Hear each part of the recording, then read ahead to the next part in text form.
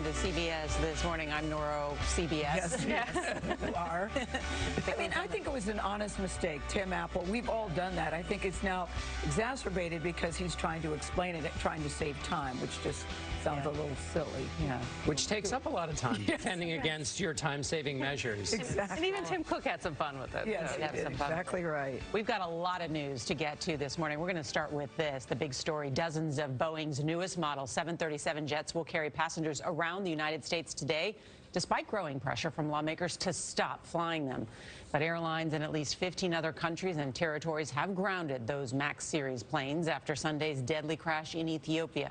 It was the second accident involving a MAX 8. Southwest, American, and United are the only U.S. airlines that operate the 737 MAX. They say they are sticking with the aircraft. The Ethiopian Airlines MAX 8 that crashed, killing 157 people, is the same model as the jet that went down in Indonesia last fall. Chris Van Cleve is at Washington's Reagan National Airport with the increasing concern over that plane. Chris, good morning to you. Good morning. Pressure is really mounting on the FAA this morning. Two Democratic senators, Dianne Feinstein and Richard Blumenthal, are now calling for the agency to ground all of the MAXs in the U.S. during this investigation. Still, tens of thousands of people a day fly on the 72 MAX jets that are being operated here in the United States. The airlines say they're safe. Customers are starting to worry. As investigators scramble to find out what happened on board Ethiopian Airlines Flight 302, the second Boeing 737 MAX 8 to crash in less than 5 months, many airlines are grounding their MAX fleets. Aeromexico and Aerolíneas Argentinas are among the latest of more than 24 carriers to temporarily stop flying the MAX. In the U.S., Southwest and American Airlines, which operate two of the largest 737 MAX 8 fleets, are still flying them. United Airlines is continuing to operate the longer 737 MAX 9. In an update to airlines, the FAA says it does not have enough data from Sunday's crash to take action yet, but will if the investigation indicates the need to do so. On Monday, flight attendants unions pushed back against the FAA and the airlines. We need to hear from the FAA with transparency here about what steps they're taking to address the concerns of the public and the crews who are working on these planes. Some passengers are worried, too.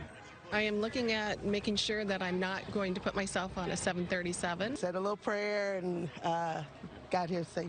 One woman asked Southwest on Twitter how to find out what plane she's traveling on for a flight in May, saying she doesn't want to fly on a 737 MAX.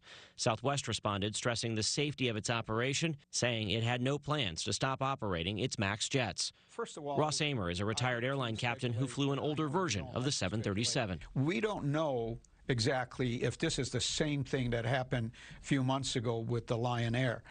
He says the data and voice recorders recovered from Flight 302 need to be analyzed before U.S. airlines take any action.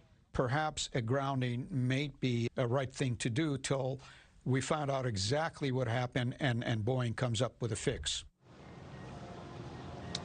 Now, Boeing's CEO says he is confident in the safety of the 737 MAX. The company says it is working to understand all aspects of Sunday's tragic accident.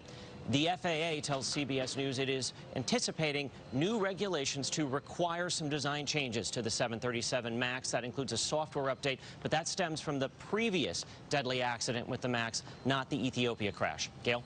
Chris, I tell you, it's all very disconcerting. I'm flying this weekend. First thing I asked the travel agent is it a MAX 8 plane? Is that a question, A, we should be asking?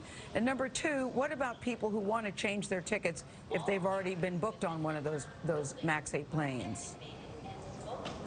Well, it's a question a lot of people are asking, and the way to find out, you can call your airline, you can look in your reservation email, that usually tells you the aircraft type, and certainly it is online. None of the U.S. airlines are waiving change fees, though, so if you want to make a change to get off of a MAX plane, it may cost you some money. I'll tell you, Gail, I flew on one on Friday. The U.S. airlines insist they are safe. All right, Chris, thank you very much.